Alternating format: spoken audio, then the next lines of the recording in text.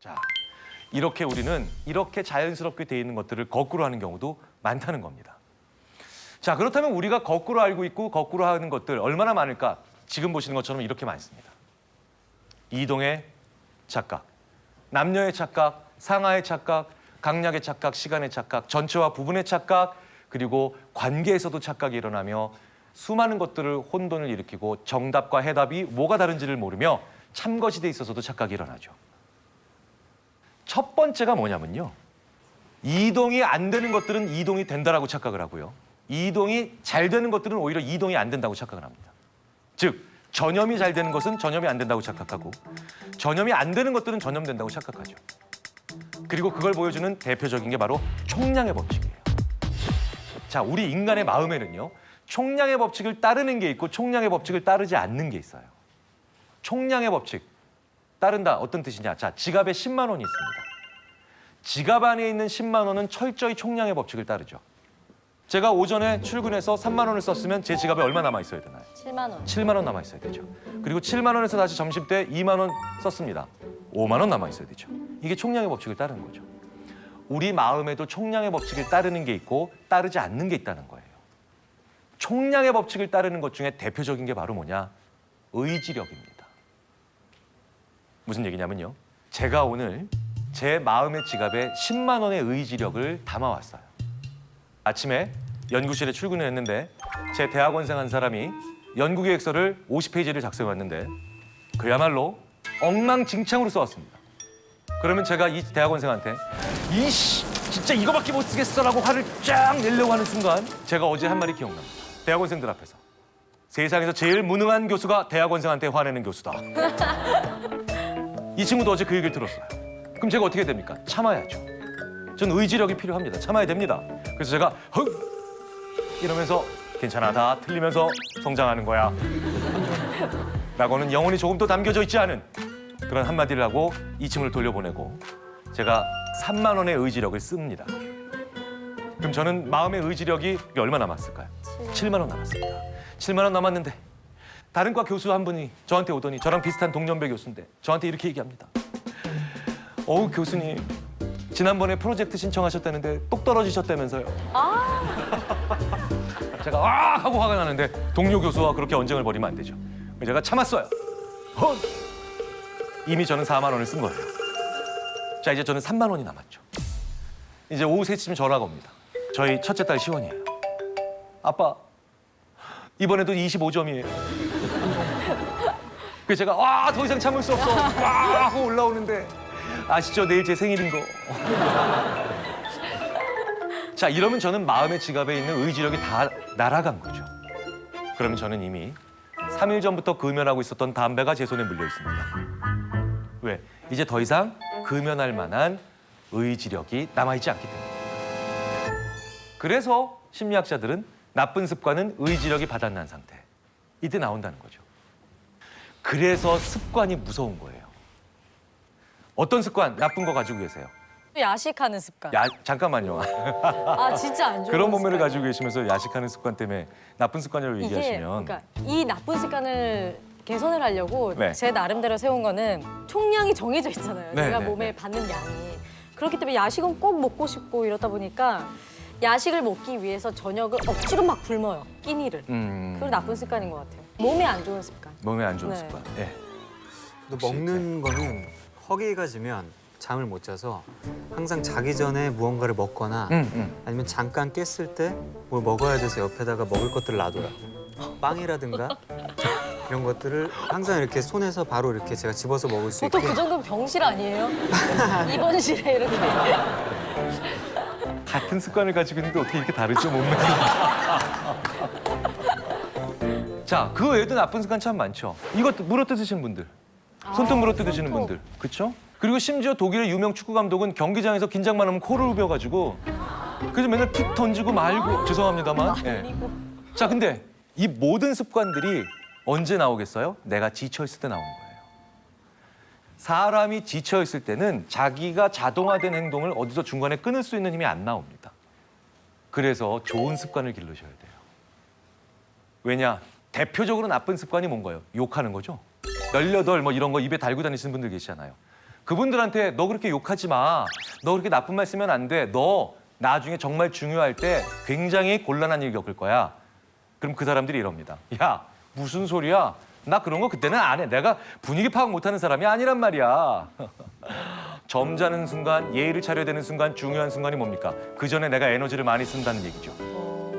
그래서 오히려 거기에서 최악까지는 아니라도 내가 하지 않아야 된다는 생각을 하는 것들을 제어를 못한다는 거예요. 제가 대학교 면접을 보면요. 정말 많은 학생들이, 무시할 수 없는 수의 학생들이 수시 면접 얼마나 중요한 순간입니까? 수시 면접이 끝나고 나가면서 학생들이 불을 끄고 나가요. 불을 끄고 나가요. 그래서 교수 세 분을 암흑 속에 빠뜨리고 나가죠. 사실 이런 경우 많으시죠? 제가 아는 어떤 사람은 욕을 잘하는 친구였거든요. 아이고. 상견례 하는 날 굉장히 어려운 자리죠. 특히나 이 친구는 결혼을 자기 쪽에서는 좀 원했지만 신부가 될 사람 쪽 부모님이 별로 이렇게 달가워하지 않으시는 걸 그 친구도 알고 있었죠. 그래서 정말 초긴장 상태에서 들어갔죠. 그런데 열심히 한 10분 동안은 자제를 잘하고 있었는데 어느 순간 서빙을 보시는 분이 뜨거운 물을 실수로 허벅지에 쏟았어요. 아이고. 그래서 아 뜨거! 하는 순간이 오면서 이 친구가 이랬어요. 그 결혼을 결국은 성사가 되지 않았던 결혼으로 만들었죠. 그 친구는 그래서 그 상견례가 엉망이 되고 난 다음에 그날 저녁 술을 마시면서 200번의 그 18이란 얘기를 저한테 하더라고요. 자, 그러니까 뭐예요? 이렇게 좋은 습관을 가지는 건 정말 중요한 거고 나쁜 습관을 만들면 우리는 언제든 내가 지쳐있을 때 나의 나쁜 습관으로 인해서 곤경에 빠질 수가 있죠. 그러니까 역으로 치자면 뭐예요? 그 사람의 진짜 모습을 볼 수 있을 때가 그 사람이 지쳐있을 때입니다. 혹은 그 사람이 지쳐있지 않더라도 정신없을 때죠. 왜? 그때 습관이 나오니까. 그래서 영국 왕자 해리를 사람들이 좋아해요. 오.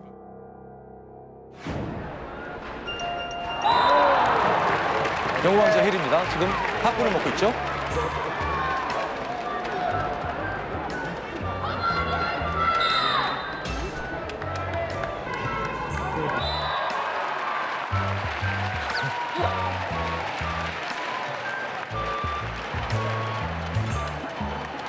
그리고 정신없는 순간이에요, 지금. 네.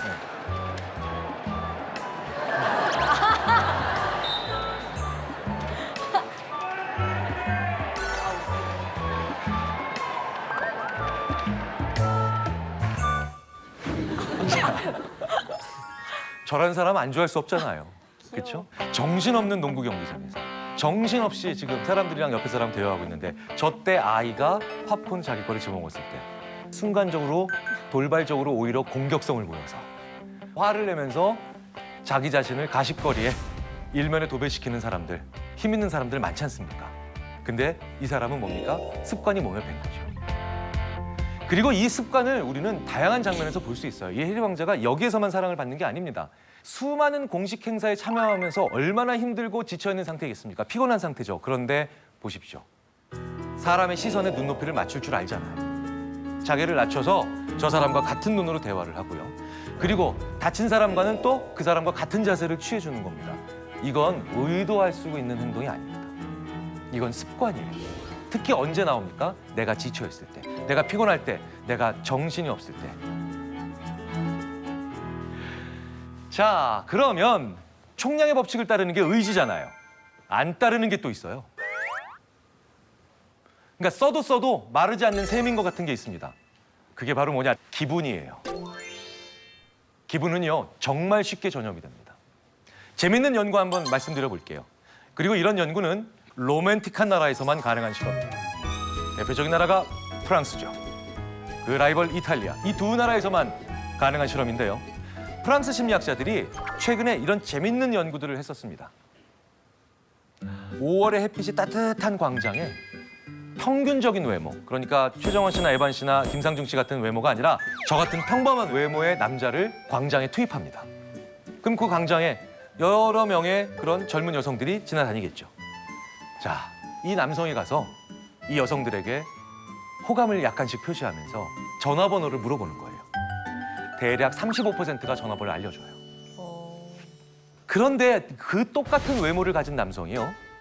날씨가 흐린 날, 정말 별로 안 좋은 날, 광장에 다니는 여성들에게 전화번호를 물어보면 15%도 알려주지 않습니다. 그러니까 2배 이상의 차이가 날씨에 의해서 나는 거죠. 자, 왜겠습니까? 기분은 총량의 법칙을 따르지 않으니까 전염되죠. 이쪽에 있는 것이 사용이 됐어도 여전히 다음 단계를 위해서 사용될 것들이 남아있다는 겁니다. 날씨가 좋으니까 기분이 좋아요. 그러니까 이 사람이 물어봐도 그 기분이 전염돼서 이 사람에 대해서 더 호의적으로 바뀔 수 있는 겁니다. 그런데 날씨가 나쁜 날엔 기분이 별로 좋지 않죠. 이 남자가 나한테 와요. 기분이 안 좋아요. 그러니 전화번호를 가르쳐줄 확률이 극단적으로 감소된다는 겁니다. 자, 여기까지는 꽤 많은 분들이 알고 있는 사실입니다. 심리학자들뿐만 아니라 심리학 논문을 많이 읽는 분들조차도. 그런데 지금부터가 재밌죠. 날씨가 아무리 좋아도요, 그 남성이 여성에게 가서 이 말을 먼저 물어보면 전화번호를 가르쳐줄 확률이 날씨가 안 좋은 날 때처럼 15%로 떨어진다는 거예요. 이렇게 물어보면 돼요. 오늘 날씨 참 좋죠? 이러면 이 여성이 뭐라고 대답하겠습니까? 네, 날씨 좋지요. 그리고 전화번호를 물어보면 그건 그거고. 경계선이 생긴다는 거예요. 그 사람의 상태를 물어봐 줌으로 인해서. 자, 그러니 우리 회사에서 이런 일 많이 일어나죠. 만약에 부장님 한 분이 오늘 아침에 자기 아이가 빵점 받았어요.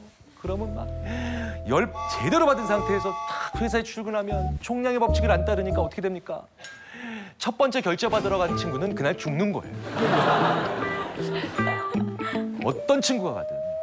그러니까 오히려 부장님이 기분 좋은 상태에 들어오면 결제 서류가 아무리 이상해도 야, 괜찮아. 다 시행착오 거치면서 하는 거지 이런다는 겁니다.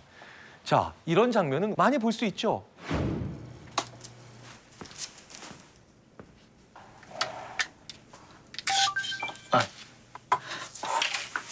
부장님.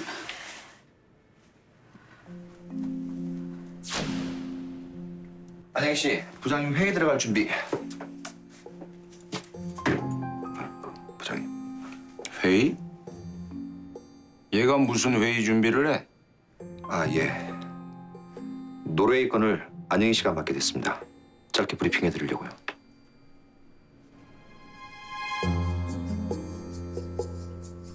하지 말까요? 나중에 네가 따로 보고해.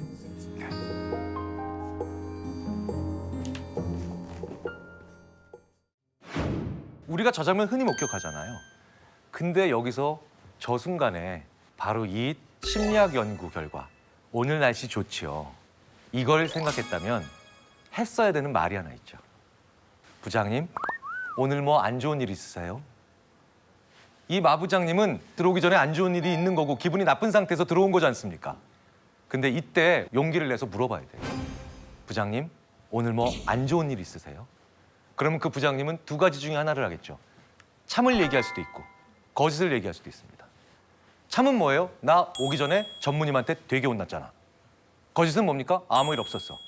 하지만 참을 얘기하든 거짓을 얘기하든 이 부장님은 그건 그거고 라고 하는 심리적 경계선을 만들어낼 수 있어요. 그래서 나에게 엉뚱한 전염이 될 수 있는, 엉뚱하게 화살이 올 수 있는 이런 일들의 경우를 조금이라도 줄일 수가 있다는 거죠. 그런데 이것도 우리가 거꾸로 합니다. 무슨 얘기냐? 오히려 이럴 때는 안 물어보죠. 그리고 이럴 때 물어봐요. 부장님 뭐 좋은 일 있으세요? 그러면 그 부장님은 우리 애가 100점 맞았잖아. 저희 결제 서류 좀. 그건 그거고. 그러니까 총량의 법칙을 안 따르는 기분을 얘기하실 때는 상대방의 기분이 나빠서 나한테 전염이 된다? 그럼 물어보셔야 돼요. 왜 당신은 그 상태에 있느냐? 그리고 혹시 당신은 그 상태가 아니냐? 이렇게 용기 내서 물어보셔야 되고요. 그 사람이 기분 좋을 땐 놔두세요. 물어보지 마세요. 그 사람이 좀 더 그 사실을 즐길 수 있도록. 그런데 우리는 이걸 거꾸로 한다는 거죠. 자, 그렇게 보면 우리는 나의 의지는 과대평가하고 이런 여러 가지 분위기, 감정을 만들어내는 게 분위기잖아요. 이런 것들의 역할은 과소평가하는 그런 경향이 있습니다. 자, 내 의지를 조금만 과소평가하십시오. 너무 믿지 마시라는 거예요. 그리고 분위기의 힘을 너무 무시하지 말라는 겁니다. 이걸 조금만 내리시고 올리시면 우리는 훨씬 더 남들과 더 잘 소통할 수 있고 그리고 그 사람들과 더 잘 지낼 수 있으며 나를 덜 힘들게 만들 수도 있죠. 남자와 여자에 대해서도 우리가 엄청나게 많은 착각을 해요. 자, 남자가 말 많나요? 여자가 말 많나요? 보통 여자가 더 말이 많다라고 하지요. 하지만 실제로요. 남자가 여성보다 더 미세하게 말을 많이 합니다. 우리가 이것도 그래서 거꾸로 알고 있어요. 어? 미국 텍사스 대학의 제이미 페이니 베이커 교수가 실제로 인간의 어마어마한 양의 말들을 전수조사했어요. 그랬더니 대부분의 경우 남자가 더 말을 많이 합니다. 오. 약간 더. 근데 왜 우리는 여성이 더 말을 많이 한다고 생각하는지 아십니까? 남자는요, 목적이 있을 때만 말을 많이 해요. 저 물건을 사야 될 때, 저 사람과 친해져야 할 때, 그러니까 목표가 있을 때만 말을 많이 합니다. 그때는 정말 말을 많이 해요. 근데 여성은 뭐예요? 확장적인 언어 행동을 구사한다라고 해서 목적이 없는데도 상대방과 대화를 합니다. 그래서 남자 입장에서 보면은 왜 불필요할 때 얘기를 하는 거야? 라고 하는 그런 오해를 받죠. 그리고 여성들도 남성을 그렇게 생각합니다. 쟤네들은 앞만 보고 달려가. 라고 하죠. 그런데 실제로 말의 총량을 보면 남성이 여성보다 조금 더 말을 많이 하는 걸로 나옵니다. 자, 그런데 우리는 이렇게 착각하기 쉽죠. 목표가 있을 때만 얘기하는 게 좋은 거 아니야? 이게 더 효율적인 거 아니야? 그런데 인간이 이렇게 단순하게 설계되어 있지 않다라는 거예요.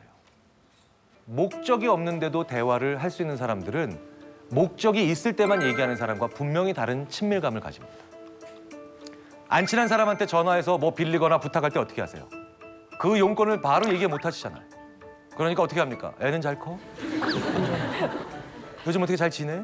하시는 일은 잘 되고? 이렇게 영혼이 조금도 담겨져 있지 않은 안부를 묻고 용건을 얘기하시죠. 이게 바로 안 친한 사이의 특징이에요. 용건과 안부를 패키지로 묶어서 한다는 거예요. 그럼 가까운 사이의 특징은 뭡니까? 진짜 가까운 사이? 두 개를 묶지 않아요. 용건이 있을 때 용건만 얘기합니다. 제가 진짜 친한 친구한테 뭐 빌려달라 그럴 때 영범아, 그거 좀 빌려줘. 알았어. 아니면 또 없으면 없는데 이게 정상적인 대화지. 진짜 친한 친구한테 전화해서 뭐 빌려달라 그럴 때 영범아 잘 지내? 애는 잘 크고? 그러면 이 친구가 저한테 그러죠. 너 왜 그래? 이상한 녀석이네 이러겠죠. 더 중요한 특징 뭡니까? 가까운 사람의 특징. 용건이 없어도 말을 하죠. 바로 여성적인 대화를 한다는 거예요. 우리가 일반적으로 얘기하는. 그러니까 반대로 그래서 우리는 용건이 없는데도 말을 걸어주는 사람들을 좋아하게 돼 있어요. 그러니까 누가 더 친구가 많습니까? 남성이 여성이. 여성이 더 친구가 많을 수밖에 없어요. 왜? 남성들 입장에서 보면 비효율적인 대화를 하는 것 같지만 실제로 나에게 더 우호적인 사람들을 더 많이 만들 수 있는 훨씬 더 생존력이 강한 생태계를 그리고 있다는 겁니다. 남자들도 그렇기 때문에 용건이나 용무가 없는데도 안부를 묻고 말을 걸어주는 사람들은 친구가 많고 자기를 도울 수 있는 사람이 많습니다.